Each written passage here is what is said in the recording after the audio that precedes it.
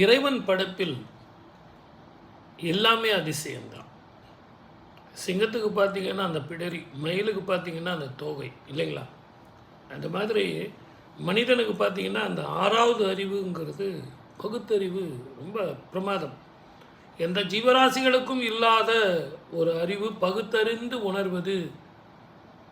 படிப்பே இல்லைன்னா கூட பரவாயில்ல, அந்த இறைவன் கொடுத்த பகுத்தறிந்து உணர்வது பகுத்தறிவு.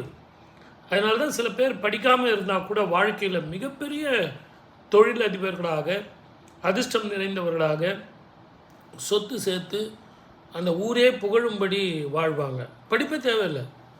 அந்த பகுத்தறிந்து பார்க்கக்கூடிய இறைவன் கொடுத்த அந்த அறிவு மனிதனுக்கு மிகப்பெரிய அழகு. மெதுவாக போவது அப்படிங்கிறது ஆமைக்கு அழகு. அது கொஞ்சம் வேகமாக போயிட்டுருக்கோம் பாருங்கள், அந்த ஆமை பார்க்குறதுக்கு அவ்வளோ நல்லா இருக்காது. ரொம்ப ஏதோ டென்ஷனாகவும் இங்கேயும் அங்கேயும் ஓடுற மாதிரியும் பார்க்குறதுக்கு அருவருப்பாக இருக்கும். குதிரைக்கு வேகமாக இருக்கணுங்கிறது விதி. ஆமைக்கு நிதானமாக பொறுமையாக இருக்கணும். குதிரை வேகமாக போகணும். குதிரை மெல்ல போகுதுன்னு வச்சுங்களேன், அது குதிரையா கழுதையா அப்படின்னு எல்லோரும் கிண்டல் பண்ணுவாங்க. அதனால தான் ஹார்ஸ் பவர் அப்படின்னு சொல்லிட்டு ஒரு மனிதனுடைய சக்தியை குறிப்பது குதிரையினுடைய வேகம் வச்சு சொன்னாங்க. மனிதனுடைய சக்தியை மனிதனுடைய அறிவு கொண்டு, மனிதனுடைய சக்தி கொண்டு அளக்கலை.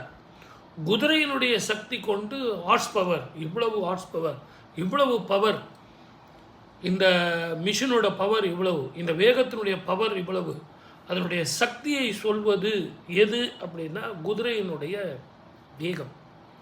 அதே மாதிரி தான் பசுவுக்கு பால். இந்த